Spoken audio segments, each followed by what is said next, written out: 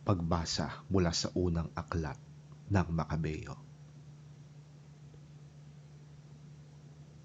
Sa gitna ng ganitong tagumpay, sinabi ni Judas at ng mga kapatid niya, "Ngayong nagapi na ang mga kaaway, kailangang linisin natin ang templo at muling italaga ito.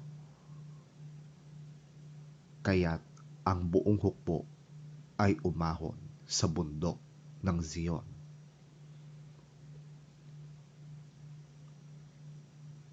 Nang 25 araw ng 9 na buwan ng taong 148, maagang-maaga silang bumangon at naghandog sa bagong altar ng mga haing susunugin ayon sa itinakda ng kautusan ng Diyos. Sa araw na yon ay itinalaga nilang muli ang templo sa gitna ng awiting kasaliw ang mga kudyapi, plauta at pompyang. Ganito ring araw ng lapastanganin ng mga Hentil ang templo. Lahat ay nagpatira pa, sumamba at nagpuri sa Diyos na lumingap at pumatnubay sa kanila. 8 araw silang nagdiwang sa pagtatalagang ito. Tuwang-tuwa silang nag-alay ng mga handog na susunugin. Nag-alay din sila ng handog para sa pagkakaligtas at handog pasasalamat sa Diyos.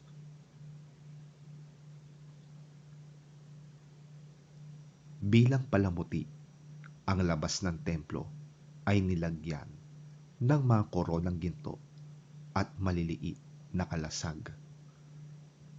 Inayos nila at nilagyan ng mga pinto ang mga silid ng mga pari.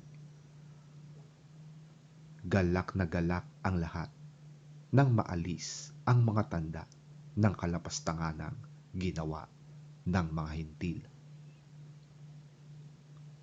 Ipinasya ni Judas ng kanyang mga kapatid at ng lahat ng mamamayan ng Israel na sa gayong ding araw, taon-taon ay ipagdiriwang nila ang muling pagtatalaga ng templo.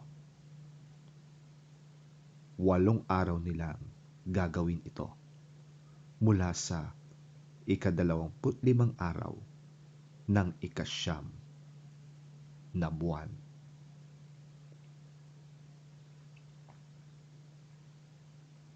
Ang salita ng Diyos. Salamat sa Diyos.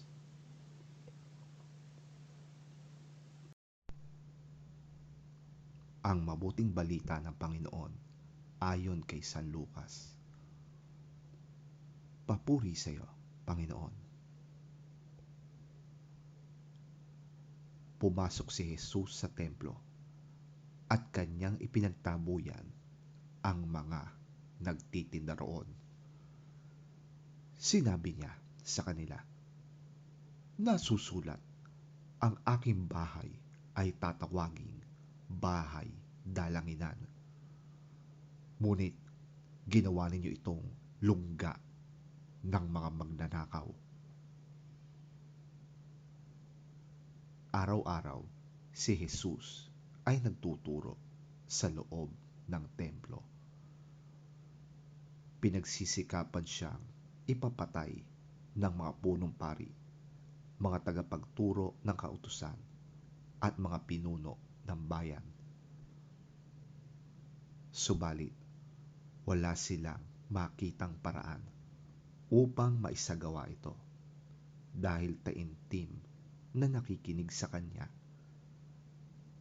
ang buong bayan.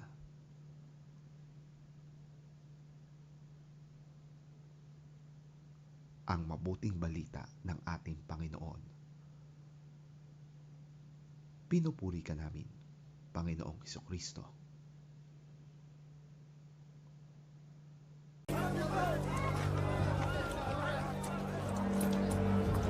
When Jesus entered the temple courts, he began to drive out those who were selling.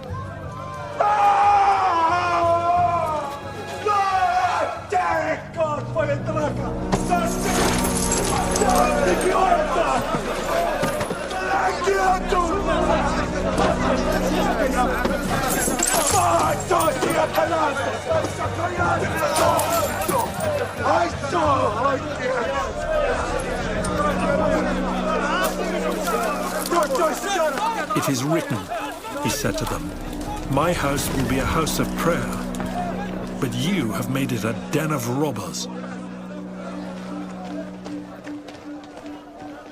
Every day he was teaching at the temple, but the chief priests, the teachers of the law, and the leaders among the people were trying to kill him. Yet they could not find any way to do it, because all the people hung on his words.